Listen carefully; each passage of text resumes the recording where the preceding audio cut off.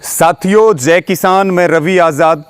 साथियों, लगातार पिछले 1-2 दिन से हमारे तमाम साथियों के, तमाम हमारे किसान भाइयों के, हमारे सहयोगियों के लगातार फ़ोन मैसेज आ रहे हैं कि बीजेपी ने तिरंगा यात्रा निकालने का ऐलान किया है।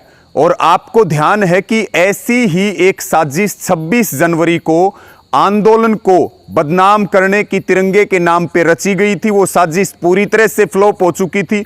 अब दोबारा से इस जन आंदोलन को, जो बीजेपी के हाडों में बैठ गया, इस जन आंदोलन को बदनाम करने के लिए फिर तिरंगा यात्रा का एक कार्यक्रम तय किया गया है। और जैसी हमें सूचना है कि 1 अगस्त से भिवानी जिले के लोहारू विधानसभा में कृषि मंत्री जेपी दलाल यहां यात्रा की शुरुआत कर रहे हैं और उसके बाद वो यात्रा 15 अगस्त तक अलग अलग तिरंगा यात्रा बीजेपी की हरियाणा भर में निकाली जाएंगी।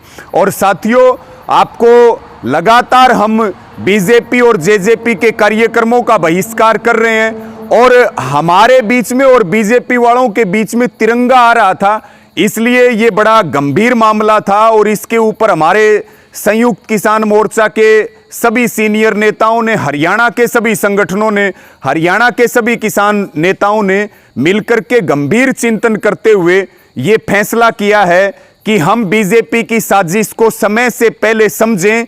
और उन्होंने पूरे हरियाणा से अपील भी की है, निवेदन भी किया और एक फैसला भी किया है कि हम बीजेपी की साजिश को समझते हुए हम तिरंगा यात्रा का, जो 1 अगस्त से ये शुरू कर रहे हैं, उस तिरंगा यात्रा का हम कोई भी विरोध नहीं करेंगे। और साथियों, ये वही लोग हैं, 2002 तक आरएसएस के मुख्यालय पर तिरंगा नहीं फहराया जाता था। तिरंगे के नाम पर ये अंग्रेजों की गोदी में जाकर के बैठ गए थे। और इनकी जो मांग है और इनका जो व्यवहार तिरंगे को लेकर के है, ये तिरंगे को रौंदते हुए आरएसएस और बीजेपी वाले जलाते हुए, इनका इतिहास, इनका जो ट्रैक रिकॉर्ड है तिरंगे को लेकर के, वो जग जाहिर है। लेकिन तिरंगा 132 करोड़ हिंदुस्तानियों की आन बान और शान है और उसके लिए हम कट भी सकते हैं, मिट भी सकते हैं। इसलिए हम किसी भी कीमत पर, संयुक्त किसान मोर्चा का ये फैसला है कि हम किसी भी कीमत पर तिरंगे का अपमान सहन नहीं करेंगे। उस तिरंगा यात्रा में ये खुद साजिश रचेंगे और फिर गोदी मीडिया के माध्यम से तिरंगे को बदनाम करने के आरोप हमारे ऊपर लगाएंगे।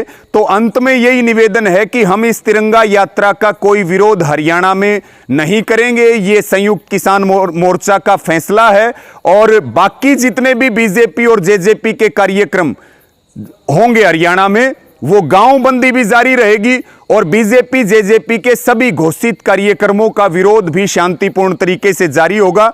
और मेरा सबसे निवेदन है, इस वीडियो को शेयर करें और बीजेपी की इस साजिश को फेल करने का काम करें। और जो बीजेपी जेजेपी के कार्यक्रम होते हैं, उनका विरोध और गांव बंदी हमें लगातार जारी रखनी है साथियों।